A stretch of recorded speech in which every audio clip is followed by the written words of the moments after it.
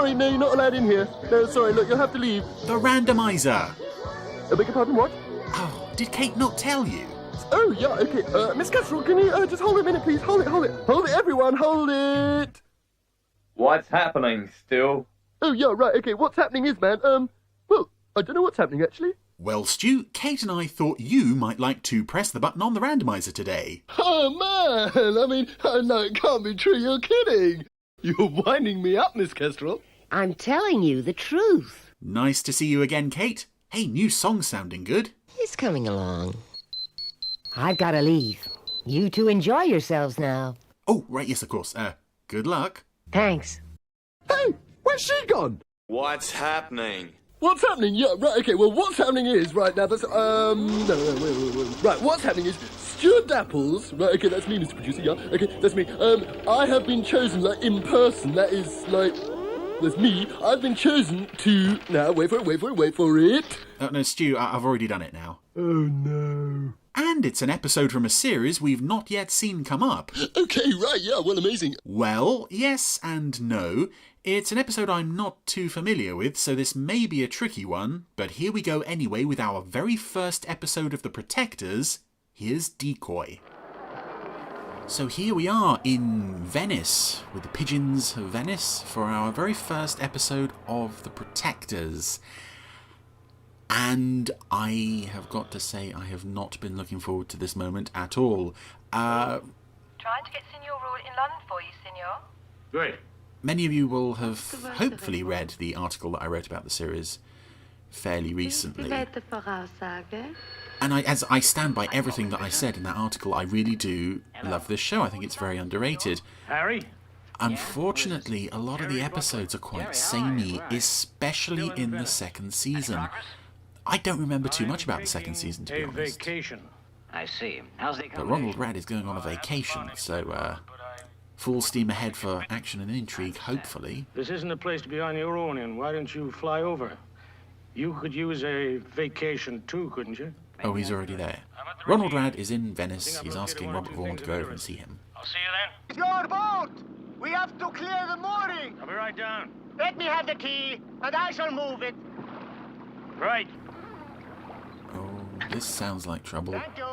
What I'm loving about this is, for those of you who aren't familiar with the show, this is obviously one of the ITC action series of the early 70s, but by this point they were filming it all on location. So Ronald Rad's boat has just been blown up, but he is actually looking out of the window of this hotel for real. He is really there. That's a real boat in the water. It's not shot against back projection or anything like that, as you would expect to find in things like The Saint or The Champions or whatever.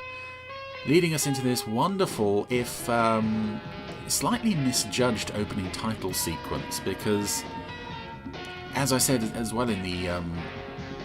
as I said on Twitter recently, I think, I was talking about this opening title sequence. It's like Robert Vaughan just wants to kind of mess around with the dog, and they're trying to get an action series going here, but Robert Vaughan's like, no, I just want to hang around with my dog and eat breakfast. So they have to film an opening around that. I think that's a very offbeat opening title sequence, but it all somehow works. It's a lovely theme tune.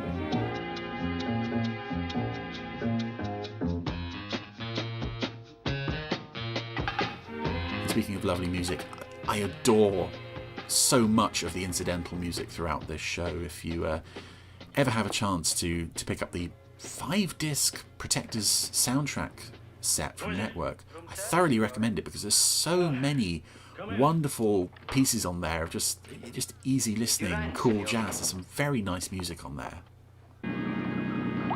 Ronald Rad's just crossed to the window to take a look outside to make sure, yes, on location, he is still in Venice. He's really there. And Ronald Rad was quite a regular in these ITC shows. I think probably his most famous role within those was in the Prisoner episode Checkmate. He was the...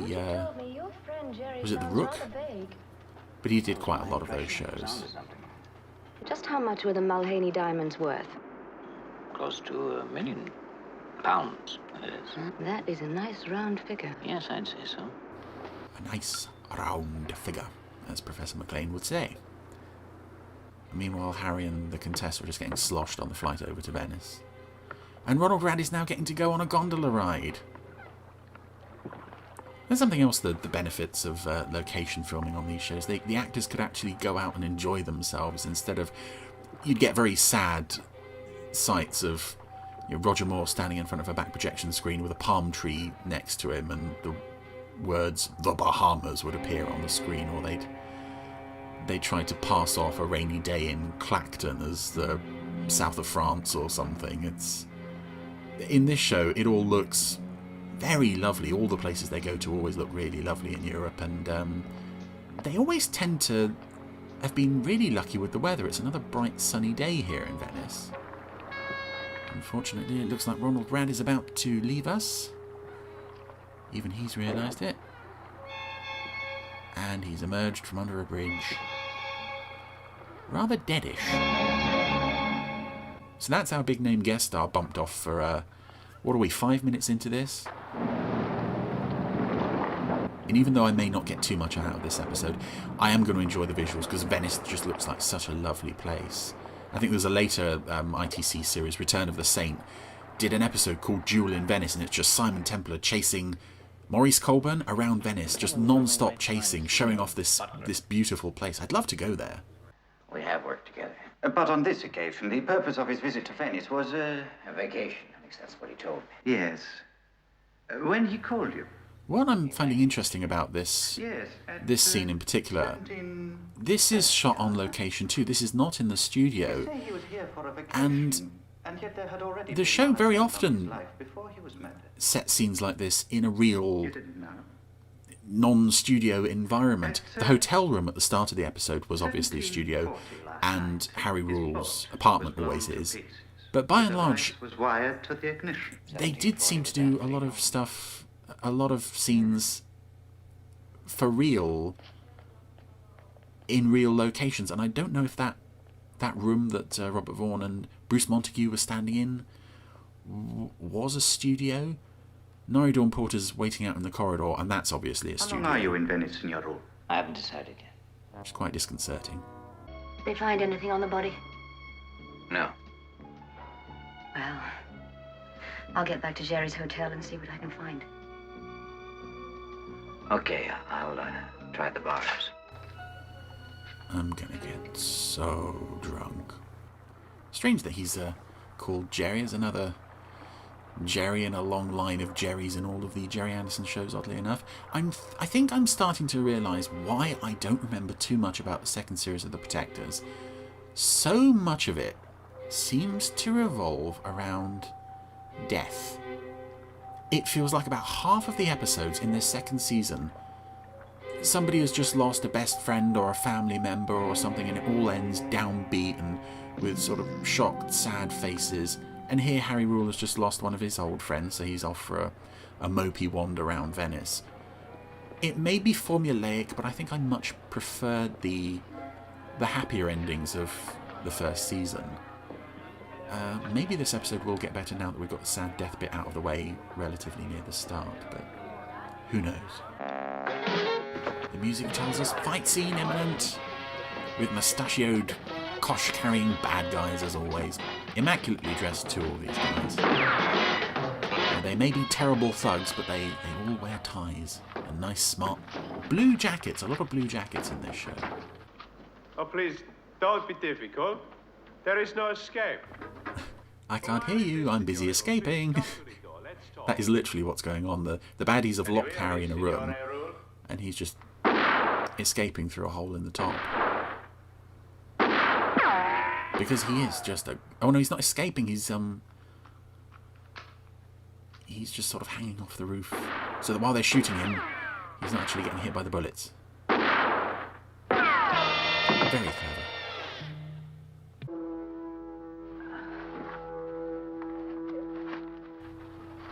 So now Harry is just waking up after falling out of the ceiling and knocking himself out. He's still trapped in the little room that the baddies locked him in.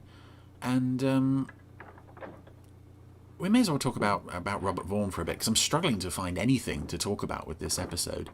So Robert Vaughn, probably best known at this time for playing Napoleon Solo in The Man from U.N.C.L.E., various other TV and film works. His best friend was. And I think he's very well suited He was in a car. It was to this very kind of quickly show. Obviously, down having another played car. Solo, he was an ideal choice for the star of an action series. You look at some of the other names that were potentially attached to play the part of Harry Rule. A lot of probably slightly too old for the to be genuinely conceivable. Plus, William Shatner. I would have loved to have seen William Shatner carrying an ITC show. Oh, this is more like it. More cruising around Venice. Can we just do some of this, please? It looks like such a beautiful place. So the Contessa has now gone to the house of Cogna Pepe, which... Oh, is a fashion house. Contessa, welcome. If there is anything I can do to assist you. Thank you. And the fact that this is 1972, you can imagine that this is a reasonably tacky fashion house. We have one of those fibre optic lamp things in the middle of the shot. It's rather sweet when you see things like that. Similarly with the sort of static globes and balls turning up in various sci-fi shows because they think it looked futuristic when now to us it just looks kind of quaint. I'm sorry, I cannot help you. I'm sorry, too. This is a terribly 70s looking fashion designer character, by the way, that the Contessa's just been talking to. I'm trying to think why while I'm watching this, not why am I watching this, while I'm watching this, why I'm struggling with this, aside from a general unfamiliarity with this episode in particular. I think I'm wondering why exactly we've gone to Venice to tell this story. Because this is essentially...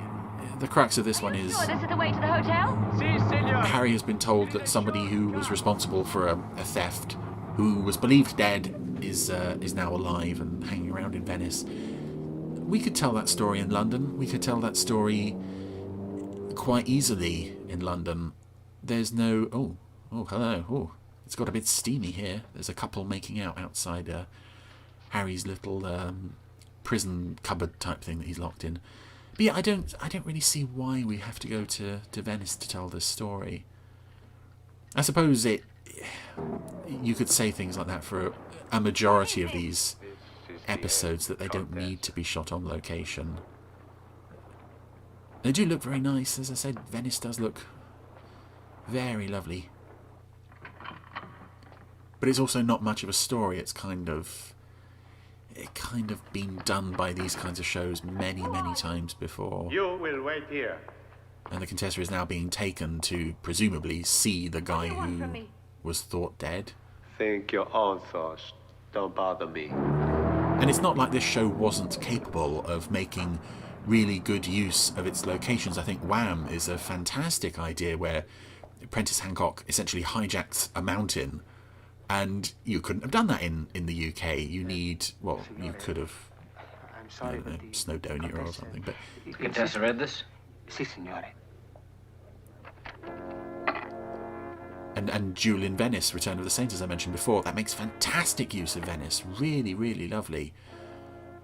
This one, for such a short episode, is feeling rather aimless. Why have I been brought here? I'm coming down, Marcus.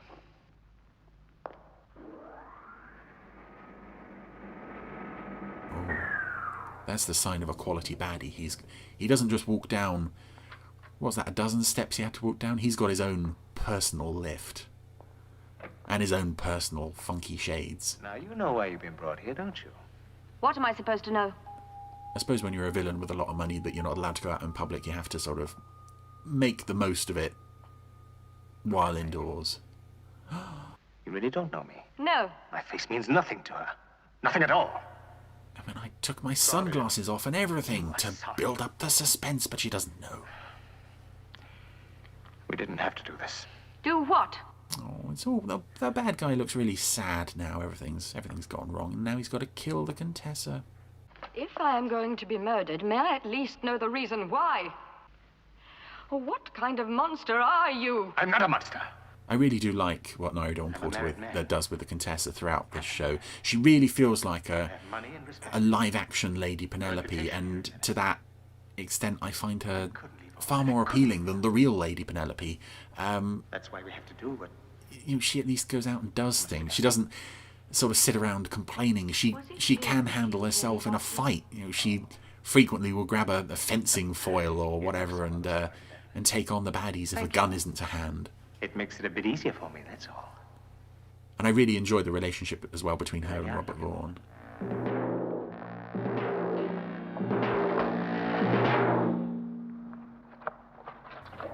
Oh, but the police are here.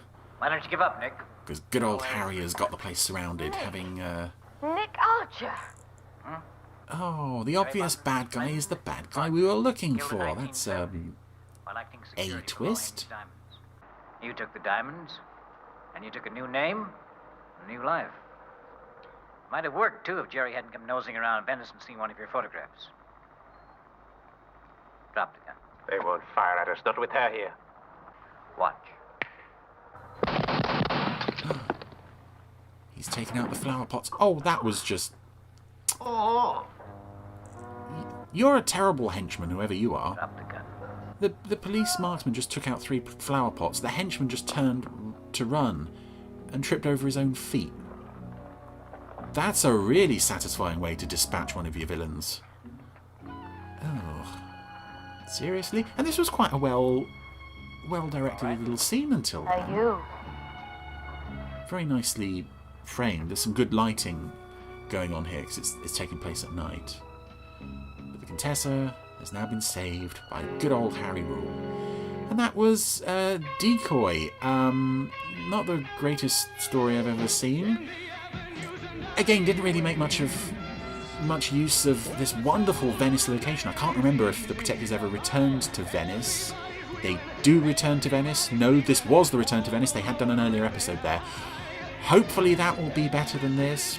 But I've got to say, the first Protectors episode on the Randomiser, this was a bit of a disappointment. Soz.